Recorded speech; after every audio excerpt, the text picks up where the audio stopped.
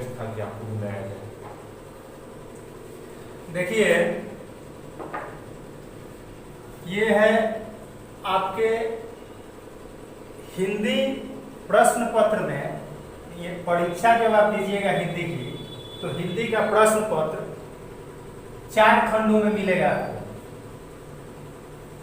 सबसे पहला अपठित, फिर पाठ्य पुस्तक, व्याकरण और लेखन। अपठित में आपको गद्यांश और पद्यांश 2 चीज मिलेंगे। गद्यांश का मतलब किसी अनुच्छेद का कुछ अंश किसी कहानी से हो सकता है, किसी निबंध से हो सकता है, किसी संस्मरण से हो सकता है, कुछ अंश आपको दिया जाएगा और उससे संबंधित प्रश्न पूछे जाएंगे। पद्यांश का मतलब पद्य का अंश, किसी न किसी कविता से, चाहे वो छंदयुक्त हो या छंदमुक्त हो, कविता दे करके आपको कविताओं से प्रश्न पूछे जाएंगे। उस प्रश्न पत्र में जो पद्य का अंश रहेगा उससे संबंधित प्रश्न आपसे पूछे जाएंगे। इसके बाद पाठ्य पुस्तक, तो आपको 2 किताबें पढ़नी है। 2 किताबें हैं आपकी, क्षितिज और कृतिका। क्षितिज के भी 2 अंश हैं, 2 भाग हैं, गद्य और पद्य। गद्य का मतलब आप कहानी, लेख, निबंध, जीवनी, संस्मरण जो कुछ भी पढ़ रहे हैं वो गद्य हुआ। कविताएं जो पढ़ रहे हैं वो पद्य हुआ। इसके बाद कृतिका है। व्याकरण में आपने पहले जो पढ़ा है 10th के सिलेबस में व्याकरण में पद परिचय, रचना के आधार पर वाक्य के भेद, वाच्य, अलंकार और रस, ये चीजें आपको पढ़ने को मिलेंगी पद परिचय व्याकरण खंड में। फिर से एक बार सुन लीजिए, व्याकरण में पद परिचय, रचना के आधार पर वाक्य के भेद, 9th क्लास में आपने अर्थ के आधार पर वाक्य के भेद पढ़ा है। इसके बाद वाच्य, अलंकार और रस, 9th क्लास में अलंकार से आपका परिचय हो चुका है। आप पद परिचय वर्ग 9 में पढ़ चुके हैं, अलंकार वर्ग 9 में पढ़ चुके हैं। आपको वर्ग 10 में सबसे नया जो मिलेगा, सबसे नई बात जो मिलेगी व्याकरण में, वो है रस। इसके अलावा ऊपर जो कुछ भी लिखा हुआ है सबसे थोड़ा बहुत परिचय आपका पहले से भी रहा है या रहा होगा। इसके बाद चौथा खंड होता है प्रश्न पत्र का लेखन।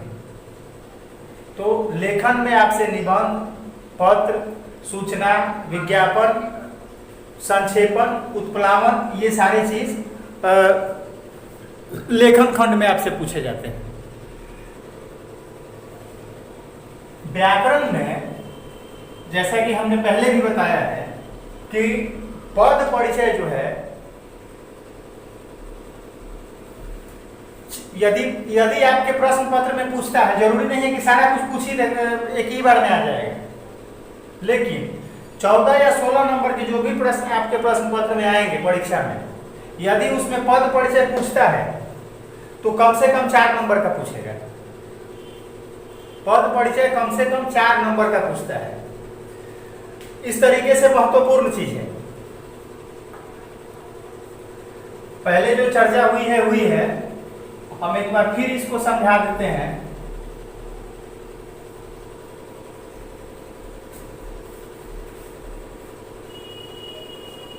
पद परिचय,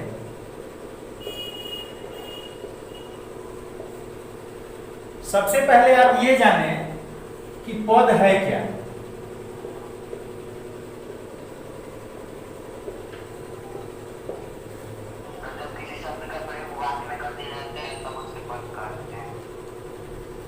शब्दों का प्रयोग जब वाक्य में या वाक्य खंड में कर दिया जाता है तो वही शब्द पद बन जाते हैं। शब्दों का प्रयोग जब वाक्य में या वाक्य खंड में कर दिया जाता है तो वही शब्द पद कहलाने लगते हैं। दूसरी परिभाषा कि शब्दों के साथ जब परसर्ग का प्रयोग कर दिया जाता है, शब्दों के साथ जब प्रसर्ग का प्रयोग किया जाता है तब वे शब्द पद कहलाने लगते हैं। लेकिन जैसा कि पहले बताया है हमने कि बहुत सारे वाक्य आपको ऐसे मिलेंगे जिनमें प्रसर्ग यानी कारक के चिन्हों का प्रयोग नहीं हुआ रहेगा, तो वैसे वाक्यों में भी प्रयुक्त शब्द जो हैं वो पद ही कहलाएंगे, क्योंकि उनका प्रयोग वाक्य में हुआ है। अब बात आती है परिचय देने की, कि पद का परिचय दें। तो अकेले यदि कहीं कोई शब्द लिखा हुआ है,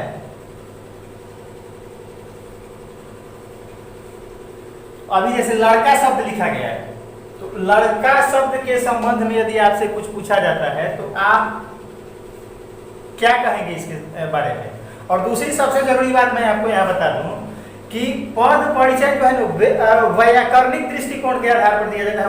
व्याकरणिक तथ्यों के आधार पर आप पद का परिचय देते हैं। व्याकरणिक तथ्य क्या होंगे? संज्ञा, सर्वनाम, विशेषण, क्रिया, क्रिया विशेषण, इन सारे तथ्यों के आधार पर आप इसका परिचय देने का प्रयास करेंगे। तो जैसे लड़का के संबंध में आप अधिक से अधिक क्या बताएंगे कि यह संज्ञा है और जातिवाचक संज्ञा है। लेकिन अब इसका प्रयोग यदि वाक्य में किया जाए कि वह लड़का मेरा भाई है, या लड़का बीमार है,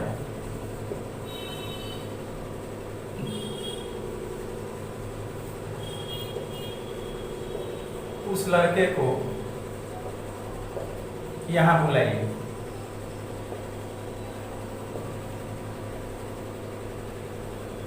अब इन वाक्यों में लड़का शब्द का परिचय संज्ञा और जातिवाचक संज्ञा के अलावे और कुछ मिलते जाएगा।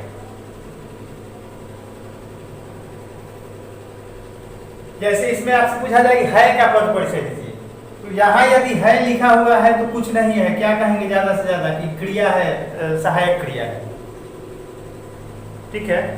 लेकिन जब वाक्य में प्रयोग करते हैं तो हमको जैसे एक वचन में है वह लड़का मेरा भाई है, तो है यहाँ एक वचन एक के लिए आया है, एक वचन है, वर्तमान काल में है, ये सारा कुछ मिल जाता है। पद का परिचय जब भी आप देंगे तो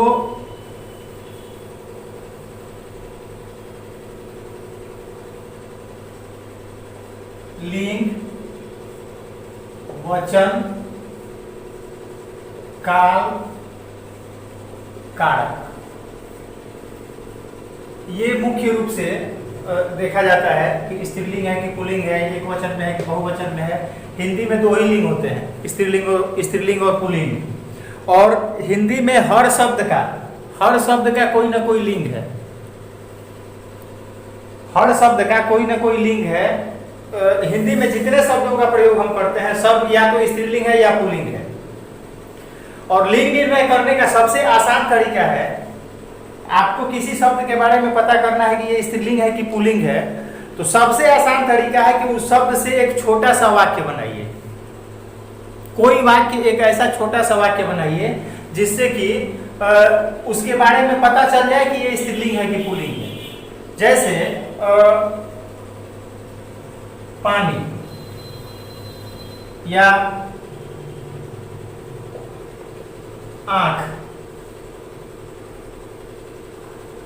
पहाड़, नदी, कोई शब्द ले लीजिए, आप इन शब्दों से वाक्य बनाइए। और दूसरी सबसे बड़ी बात जो हिंदी के साथ जो विशेषता है वो ये है कि यदि हिंदी बोलने में सही लग रहा है, बोलने के आधार पर सही है, तो व्याकरण के आधार पर निश्चित रूप से वह सही ही होगा।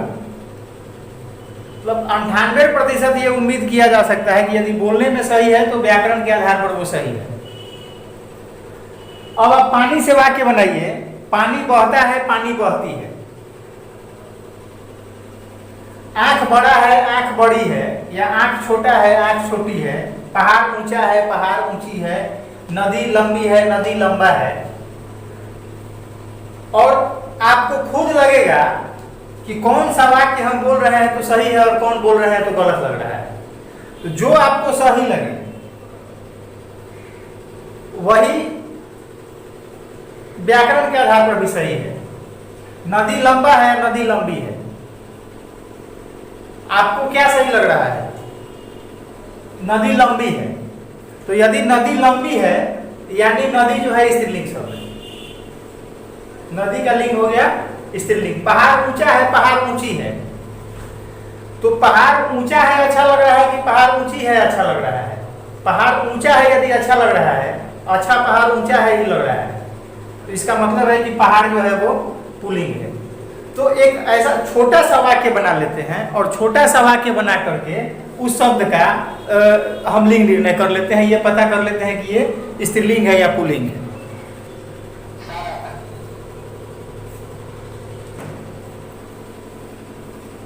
संज्ञा, सर्वनाम सबको लिखेंगे नहीं, क्रिया विशेषण, क्रिया विशेषण,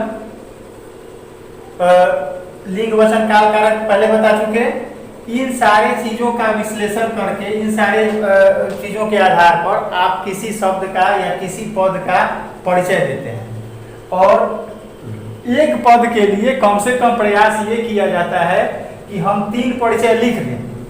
यदि 3 परिचय हम नहीं लिख पाते हैं या नहीं खोज पाते हैं तो 4 नंबर के लिए 4 प्रश्न आपसे पूछे जाएंगे। तो यदि हम एक नंबर में हमको 3 ठो परिचय देना है और यदि हम 3 नहीं खोज पाते हैं तो हम आपको ये नहीं कहेंगे कि आप 3 को लिखवे कीजिए।